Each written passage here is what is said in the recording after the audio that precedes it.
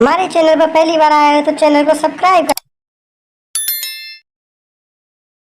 प्यारे बच्चों, आज हम एनवायरनमेंट के प्रश्नों के बारे में, कुछ महत्वपूर्ण प्रश्नों के बारे में बात करेंगे। तो पर्यावरण का हम दो बात याद कर लेते हैं कि पर्यावरण होता क्या है। पर्यावरण दो शब्दों से मिलकर बना है, जिसमें परि का मतलब होता है चारों ओर एवं आवरण का मतलब होता है ढकने वाला। अर्थात हमारे चारों ओर जो भी ढकने वाला आवरण होता है उसे हम पर्यावरण कहते हैं। अर्थात हम बात कर ले, पर्यावरण दो शब्दों से मिलकर बना होता है, परि प्लस आवरण, जिसमें परि का मतलब होता है चारों ओर एवं आवरण का मतलब होता है ढकने वाला।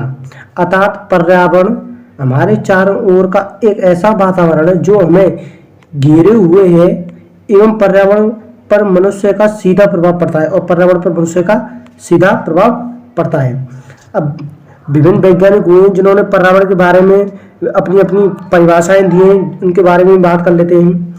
विभिन्न परिभाषाएं पर्यावरण के बारे में विभिन्न वैज्ञानिकों ने परिभाषाएं दी हैं, जो कि निम्नलिखित हैं।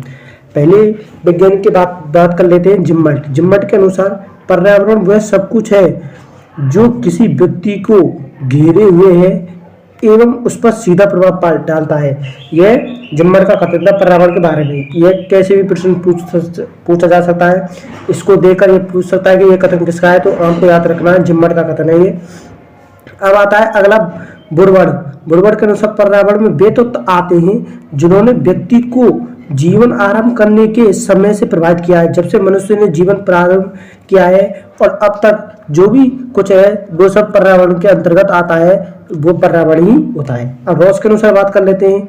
कोई भी बाहरी शक्ति जो हमें प्रभावित करती है पर्यावरण होती है। इसका मतलब यह है कि कोई भी जो बाहरी वातावरण होता है, वो बाहरी शक्ति होती है, वो पर्यावरण के अंतर्गत आती है और इन सभी के मिले-जुले रूप को ही पर्यावरण कहा जाता है। अर्थात कोई बाहरी शक्ति जो हमें प्रभावित करती है वो पर्यावरण के अंतर्गत आती है और इसके जो मिले-जुले रूप होता है उसको हम पर्यावरण कहते हैं, उसको ही हम पर्यावरण। तो अगला प्रश्न आता है पर्यावरण के संवर्धन हेतु मानव द्वारा करणीय उपाय कौन कौन से हैं। दोस्तों, ये संवर्धन का मतलब होता है बढ़ावा देना। आप पर्यावरण को किस तरह से बढ़ावा दे सकते हैं। यदि आप इन शब्दों के अर्थ को समझ लेंगे तो आपको प्रश्न बहुत ही सरल तरीके से बन जाएगा और आप उसे कर पाएंगे। आप अर्थों को नहीं समझ पाते हैं तो जब भी आपका प्रश्न गलत होता है। अब पर्यावरण को आप बढ़ावा देने के लिए कौन कौन से उपाय करेंगे, तो हम पर्यावरण के संवर्धन हेतु मानव द्वारा करने उपाय निम्नलिखित हैं। पहले उपाय के बारे में बात कर लेते हैं। जनसंख्या पर शीघ्रताशील जल्दी से काबू पाया जाए। यदि हम जनसंख्या पर काबू पाएंगे तो हमें लकड़ी की आवश्यकता नहीं पड़ेगी और हमारा पर्यावरण सुरक्षित रहेगा। वनों का संरक्षण किया जाए और संवर्धन किया जाए और उसे पर्यावरण को हमें बढ़ावा दिया जाए। और प्राकृतिक संसाधनों का संरक्षण किया जाना चाहिए हमें। इसके जरिए हम पर्यावरण को बढ़ावा दे सकते हैं, पर्यावरण का संवर्धन कर सकते हैं। अब अगला वो आता है जल प्रदूषण, वायु प्रदूषण, मृदा प्रदूषण आदि पर कड़ा नियंत्रण स्थापित किया जाए। इनके नियंत्रण कर हम पर्यावरण को बढ़ावा दे सकते हैं एवं पर्यावरण को सुरक्षित रख सकते हैं। रासायनिक कीटनाशकों का प्रयोग करना गैर कानूनी घोषित किया जाए, क्योंकि यह पर्यावरण के अंतर्गत पेड़ पौधों को काफी नुकसान पहुंचाते हैं। क्योंकि ये जो पर्यावरण के आने वाले पेड़ पौधे होते हैं ना, उसको काफी नुकसान पहुंचाते हैं। जो रासायनिक दवाइयां होती है वो पेड़ पौधों को काफी नुकसान पहुंचाते हैं। वन क्षेत्रों में स्थित जल स्रोतों का संरक्षण किया जाना चाहिए। जो वनों में स्थित होते हैं जल स्रोत होते हैं उनको हमें संरक्षण किया जाना चाहिए, क्योंकि वनों में उपस्थित जीव जंतु होते हैं वे जल स्रोतों से हमें पानी वो करेंगे, जिससे जैव विविधता बनी रहेगी। जैव विविधता पर ध्यान दिया जाए और वनों का संरक्षण किया जाए। अब अगले टॉपिक के बारे में बात करें। जनता का पर्यावरण के प्रति जागरूक करके पर्यावरण को संवर्धन किया जा सकता है। पर्यावरण को जनता को पर्यावरण के बारे में बताया जाए एवं उसको समझाया जाए, पर्यावरण के हानि एवं उनको बारे में बताया जाए, तो इससे हम पर्यावरण के संवर्धन को बढ़ावा दे सकते हैं। ये निम्नलिखित कार्य हैं जो जिससे हम पर्यावरण को संवर्धन को बढ़ावा दे सकते हैं।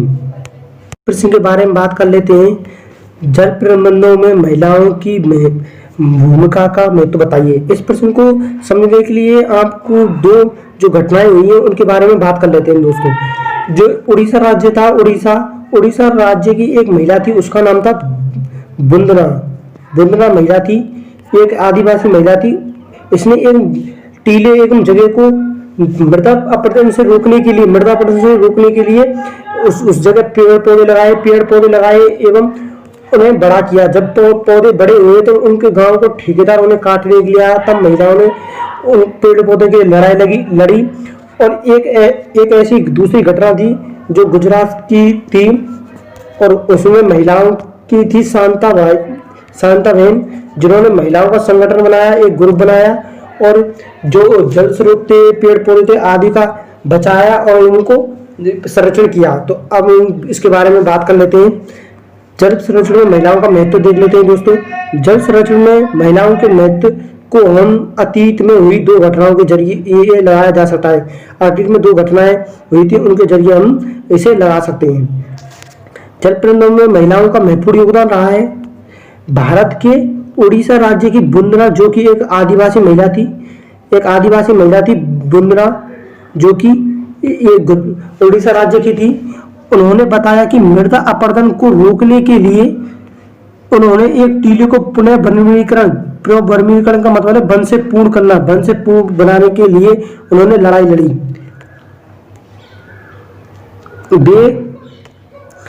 वे हर सप्ताह पौधों को पानी देती थी।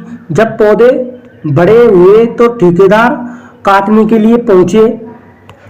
महिला उसे लेकर पुलिस के पास पहुंची, लेकिन पुलिस ने रिपोर्ट लिखने से मना कर दी। तब महिलाओं ने इस बात को प्रधानमंत्री तक पहुंचाने के लिए जोर दिया। तब जाके उस ठेकेदार ने उन पेड़ पौधों का छोड़ा। अब दूसरी घटना के बारे में बात कर लेते हैं दोस्तों। दूसरी घटना ये थी जल संरक्षण की दूसरी घटना के बारे में बात कर लेते हैं हम। जल संरक्षण में गुजरात की शांता बहन महिला ने एक संगठन बनाया और बांध बनाए, पुराने तालाबों का पुनर्जीवित किया है। जो तालाब खत्म हो चुके थे उनको सही करवाया। इस प्रकार हम कह सकते हैं कि जल प्रबंधन में महिलाओं का उन्नति एवं विकास का गहरा संबंध है। तो दोस्तों आपको ये प्रश्न बहुत ही अच्छे समझ पाया होगा। महिलाओं का जो जीवन काल रहा है उसका जल प्रबंधन में बहुत ही विकासशील रहा है। अगले प्रश्न के बारे में बात करते हैं। प्रकृति को समझने के लिए प्रकृति के बीच जाना जरूरी है। इस कथन को 2 उदाहरण देकर समझाइए। इसका मतलब यह है कि दोस्तों हमें प्रकृति को समझना है तो प्रकृति बीच हम कैसे आ सकते हैं, कैसे आए। यदि हमें पृथ्वी को समझना है तो हम पृथ्वी बीच कैसे आएंगे, प्रकृति हमें बीच में हम कैसे सीख सकते हैं। बच्चे अपने पर्यावरण के साथ ही अंतःक्रिया के माध्यम से सीखते हैं। बच्चे में जो अंतःक्रिया होती है पर्यावरण और बच्चे के मध्य, बच्चे पर्यावरण के जरिए इससे ही सीखते हैं। इसके संपर्क में आने से ही बच्चों को समझने का विकास होता है। यही बात प्रकृति के बारे में नहीं अब तो समाज के बारे में भी लागू होती है, क्योंकि समाज के बारे में जब बच्चे समाज में घुल मिलते हैं तभी समाज के नियम एवं उनको समझ पाते हैं।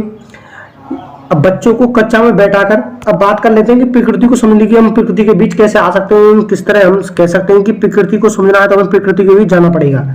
तो बात कर लेते हैं, यदि बच्चों को कक्षा में बैठाकर पेड़ पौधों जीव जंतु आदि के बारे में ज्ञान दिया जाए, यदि बच्चों को कक्षा में बैठाकर पेड़ पौधों जीव जंतु आदि के बारे में ज्ञान दिया जाए तो बच्चे उतना नहीं सीखेंगे, बच्चे उतना नहीं सीख पाएंगे जितना कि उन्हें स्वयं दिखाकर सीखेंगे।